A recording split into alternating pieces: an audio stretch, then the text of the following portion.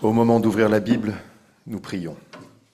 Père, voici le moment de lire et partager les Écritures que tu nous as transmises.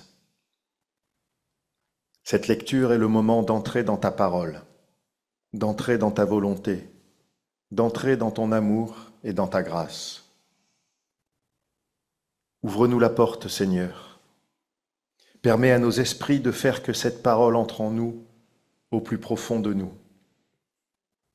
Qu'elle circule dans tout notre corps et nous inonde de sa vérité et de sa justice. Fais de nous, Seigneur, les serviteurs de ta volonté et ouvre nos cœurs pour que nous puissions les remplir de ta fidélité. Accorde-nous de t'apprendre et de te comprendre pour que nous puissions vivre dans ta parole. Amen. Car ainsi parle le Seigneur. Poussez des cris de joie pour Jacob, éclatez d'allégresse en tête des nations. Faites-vous entendre, louez, dites, Seigneur, sauve ton peuple, le reste d'Israël. Je les ramène du pays du nord, je les rassemble des confins de la terre. Parmi eux sont l'aveugle et le boiteux, la femme enceinte comme la femme en travail. C'est une grande assemblée qui revient ici. Ils arrivent en pleurant, et je les conduis dans leurs supplications. Je les mène vers des cours d'eau, par un chemin tout droit où ils ne peuvent trébucher, car je suis un père pour Israël, et Éphraïm est mon premier-né. Lisons ensuite dans l'Épître aux Hébreux, chapitre 5, les versets 1 à 6. En effet, tout grand prêtre pris parmi les humains est institué pour les humains dans le service de Dieu, afin de présenter des offrandes et des sacrifices pour les péchés. Il peut avoir de la compréhension pour les ignorants et les égarés, puisque lui-même est sujet à la faiblesse. Et c'est à cause de cette faiblesse qu'il doit offrir, pour lui-même aussi bien que pour le peuple, des sacrifices pour les péchés. Or, personne ne s'attribue à soi-même cet honneur. On y est appelé par Dieu, comme Aaron lui-même. De même, le Christ ne s'est pas octroyé à lui-même la gloire de devenir un grand prêtre. Il l'a reçu de celui qui lui a dit « Tu es mon fils, c'est moi qui t'ai engendré aujourd'hui », tout comme il dit encore ailleurs « Tu es prêtre pour toujours, selon l'ordre de Melchisédek ». Et enfin, nous lisons dans l'Évangile selon Marc au chapitre 10, les versets 46 à 52. Ils viennent à Jéricho, et comme il sortait de Jéricho avec ses disciples et une foule importante, un mendiant aveugle, Bartimée, fils de Timée, était assis au bord du chemin. Il entendit que c'était Jésus, le Nazaréen, et se mit à crier « Fils de David, Jésus, aie compassion de moi !» Beaucoup le rabrouaient pour le faire taire, mais il criait d'autant plus « Fils de David, aie compassion de moi !» Jésus s'arrêta et dit « Appelez-le !» Ils appelèrent l'aveugle en lui disant « Courage, lève-toi, il t'appelle !» Il jeta son vêtement, se leva d'un bond et vint vers Jésus. Jésus lui demanda « Que veux-tu que je fasse pour toi ?»« Rabouni, lui dit l'aveugle, que je retrouve la vue. » Jésus lui dit « Va, ta foi t'a sauvé. » Aussitôt il retrouva la vue et se mit à le suivre sur le chemin.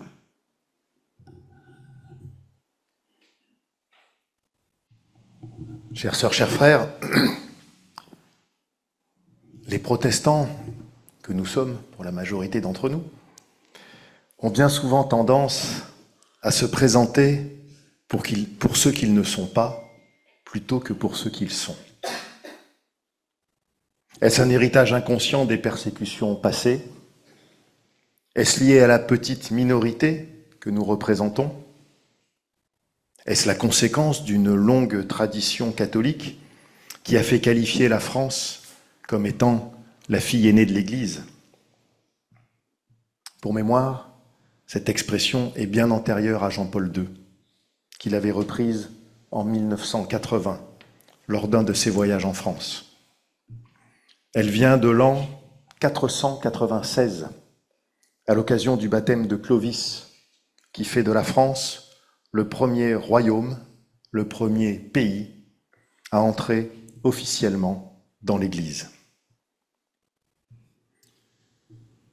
Alors que nous ne sommes qu'à quelques jours de la fête de la Réformation, ce jour anniversaire de l'affichage par Luther de ses 95 thèses qui furent à l'origine de la Réforme le 31 octobre 1517, force est de constater qu'en France, le mot protestant est connu, mais bien peu savent ce qu'il représente, ce que c'est qu'être protestant.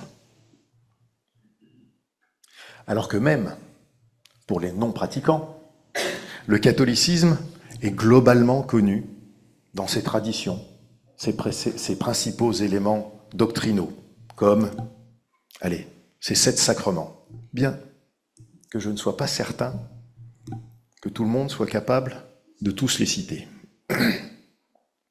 Mais est connu également le miracle de l'Eucharistie, le culte marial, le célibat des prêtres notamment. Nouvelle parenthèse, le célibat des prêtres, rappelons-le, ne s'est imposé qu'à partir du XIe siècle, sous le pontificat de Grégoire VII, qui voulait combattre la simonie. Ah, la simonie. Sans doute cela mérite-t-il une explication. La simonie, c'est le trafic des charges ecclésiastiques au profit des familles des prêtres. Autrement dit, il fallait combattre le risque de dispersion des biens de l'Église au profit des enfants des prêtres. En imposant le célibat, sans descendance officielle, les biens de l'Église ne pouvaient que rester à l'Église. Bon, mais je m'éloigne de mon sujet, je vous vois sourire, et vous devez commencer à vous demander quel est le lien qu'il y a entre la difficulté des protestants à se définir pour ce qu'ils sont, la simonie, et le passage de l'Évangile selon Marc que nous avons lu. Eh bien voilà, à l'instar des protestants qui se définissent par ce qu'ils ne sont pas plutôt que par ce qu'ils sont, plusieurs passages que nous avons commentés ces derniers dimanches, qui précèdent juste celui que nous avons lu aujourd'hui, nous présentent l'enseignement de Jésus par ce qu'il ne faut pas faire plutôt que par ce qu'il faut faire. Alors pour vous remettre en mémoire les dimanches passés, ne pas vouloir être le plus grand, ne pas être jaloux de ce que peut faire un autre au nom de Jésus-Christ, ce que je ne peux pas faire moi-même, ne pas vouloir se réserver une place au sommet pour asservir plutôt que pour servir. Mais aujourd'hui, dans notre lecture, les choses changent. Et une fois de plus, nous appelle à l'humilité dans notre foi. Si les 12 disciples, les plus proches de Jésus, se trompent souvent, ne comprennent pas les enseignements de Jésus, il apparaît que des personnes modestes, croisées au hasard des chemins, des personnes qui n'ont pas directement connu l'enseignement de Jésus, des mendiants, des malades ou des infirmes, ont bien souvent mieux compris la volonté de Jésus pour l'humanité. Alors revenons sur ce texte et réfléchissons ensemble à ce qu'il nous dit. Il se situe dans la dernière étape du parcours de Jésus, à Jéricho, avant son arrivée qui sera triomphale à Jérusalem, celle des rameaux, celle qui précédera sa crucifixion. La foule qui fêtera son arrivée à Jérusalem est déjà là. Une foule importante le suivait. Cette même foule qui, comme je le disais à l'instant, fêtera son entrée à Jérusalem en voyant en lui le nouveau roi d'Israël, cette même foule qui, quelques jours plus tard, se retournera et demandera sa condamnation au profit de la libération du brigand Barabbas. Une foule bien versatile, qui se laisse convaincre facilement, tant par les propos de Jésus que par les machinations des grands prêtres. Et en face de cette foule, comme en contrepoint, Bartimée, un mendiant, aveugle et assis au bord du chemin. Observons le contraste entre cette foule en marche qui suit Jésus et cet aveugle assis au bord du chemin. D'un côté, la masse, la puissance d'une foule en mouvement. Nous pouvons imaginer la ferveur, l'enthousiasme de cette foule, une dynamique qui va de l'avant dans les pas de Jésus, comme emportée par le charisme de Jésus, tel que le furent les 12 lorsqu'ils ont tout laissé pour partir à sa suite, répondant spontanément à son appel. De l'autre côté, la faiblesse du mendiant, l'infirmité de l'aveugle et son immobilité. Ici, pas d'enthousiasme, pas de dynamique, pas de mise en mouvement pour suivre Jésus. Juste l'attente au bord du chemin d'un pauvre erre. Mais cet homme est en lui-même un contraste, car face à sa condition misérable, le texte nous dit qu'il est fils de Timée, fils de celui qui était honoré. Timée, en grec, Timaios, qui signifie d'une grande valeur. C'est donc une information importante, car notre lecture le dit 2 fois. Bartimée, fils de Timée. 2 fois, car en hébreu, bar veut dire fils. Ainsi, Bartimée signifie fils de Timée. Alors, nous pouvons lire un mendiant aveugle, fils de Timée, fils de Timée. Si le texte fait cette répétition, ce n'est certainement pas un hasard. Sans doute, son père était-il un personnage honorable, d'une haute valeur. Mais cette répétition donne le sentiment qu'il pourrait être 2 fois le fils d'un père honorable ou à honorer. J'y vois là un indice, commençant à nous dévoiler la foi de ce Bartimée, qui est fils de Timée, son père terrestre, mais est peut-être déjà aussi inscrit dans une filiation à Dieu, non comme celle de Jésus, mais par la foi, par la réalité, la profondeur et la sincérité de sa foi. Une foi que son immobilité, assis au bord du chemin, ancre en lui, par opposition à la foule qui passe.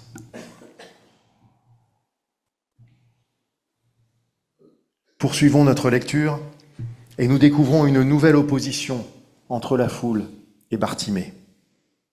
Alors qu'il crie pour appeler Jésus, la foule le rabroue. Plus précisément, dans le grec, siopao, la foule lui demande de se taire, de garder le silence.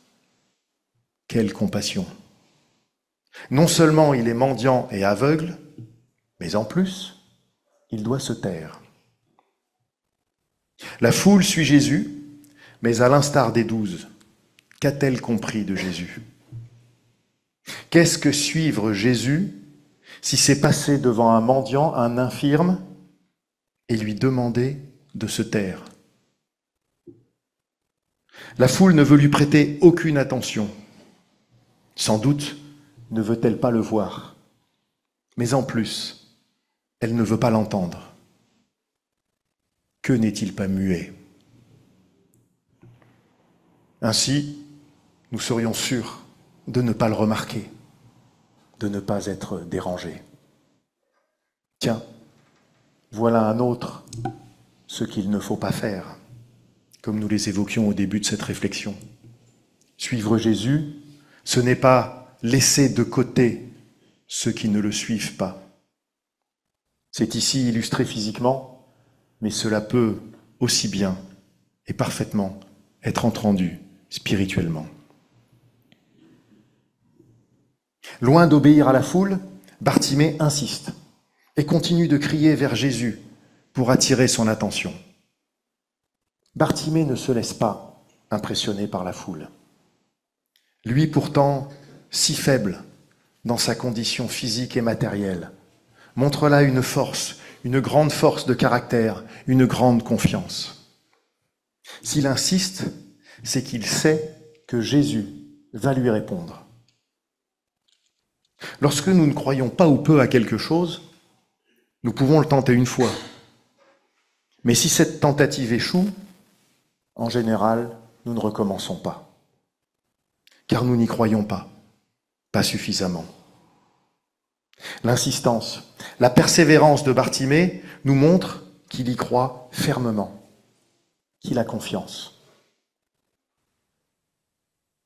Bartimée est constant dans sa démarche vers Jésus.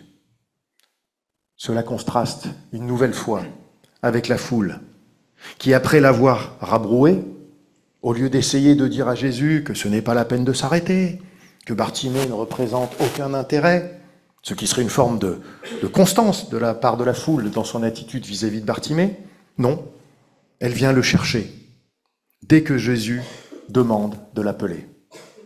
Et comme pour bien marquer ce revirement, ce changement d'attitude de la foule, celle qui voulait ignorer Bartimée en l'appelant au silence, se met soudain à l'encourager pour qu'il se lève et aille auprès de Jésus. Comme si la foule, j'ai perdu ma ligne, comme si la foule voulait maintenant montrer son soutien à Bartimée. Quelle constance de la part de cette foule. Nous voyons sans doute là les prémices de l'attitude versatile qu'elle aura vis-à-vis de Jésus à Jérusalem. Ce que fait Bartimée ensuite est marqué selon moi par deux faits majeurs. Le premier, il jette son vêtement. Dans la culture de l'époque, le vêtement était un marqueur important de la personne, de sa personnalité, de ce qu'elle était dans la société. Ainsi, le fait de jeter son vêtement n'est pas un geste anodin, bien au contraire. Il nous montre que Bartimée se dépouille de ce qu'il a, du peu qu'il a, pour aller vers Jésus. Un peu comme lorsque les 12 ont tout quitté pour suivre Jésus. Ou comme Jésus lui-même le demande et que nous lisons dans les 3 évangiles synoptiques. Si quelqu'un veut venir à ma suite, qu'il se renie lui-même, qu'il se charge chaque jour de sa croix et qu'il me suive. Jeter son vêtement, c'est pour Bartimée se renier lui-même. C'est accepter de changer de condition. C'est une forme de conversion vers un être nouveau.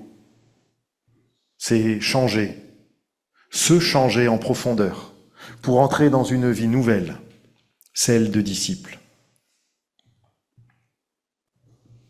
Le deuxième élément majeur de l'attitude de Bartimée se situe lorsqu'il exprime sa demande à Jésus. Je vous le rappelle, que je retrouve la vue. Bartimée ne dit pas à Jésus « Rends-moi la vue » ou « Fais que je vois à nouveau ». En disant que je retrouve la vue, Bartimée se fait acteur de sa cécité et de la guérison de sa cécité. Il y participe et ainsi s'engage dans le processus de sa guérison. Il n'attend pas tout de la part de Jésus.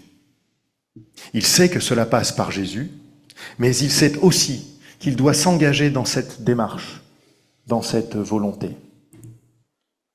Bartimée nous dit par sa demande que si tout vient du Christ, de Dieu, il est nécessaire de se mettre en action, de s'engager à notre tour. Et cela permet de donner une autre dimension à ce que nous recevons. Pour Bartimée, en étant acteur de son retour à la vue, il devient acteur de son retour à la vie, à une nouvelle forme de vie. Une vie dans laquelle il va voir les choses, certes, mais il va aussi les voir autrement, à travers le prisme de Jésus. Ce prisme qui nous ouvre les yeux sur le monde, sur l'humanité, sur notre prochaine et notre prochain. C'est donc un Bartimée nouveau, dépouillé de ce qu'il était, doté d'une nouvelle vue sur le monde qui va se mettre en mouvement pour suivre le Christ. Observons au passage que ce miracle de Jésus est le dernier de ceux que nous raconte l'Évangile selon Marc.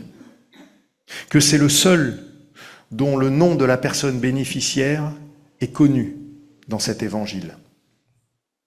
Le fait de connaître le nom de Bartimée laisse penser qu'il a été actif comme disciple de Jésus par la suite et sans doute après la mort de Jésus.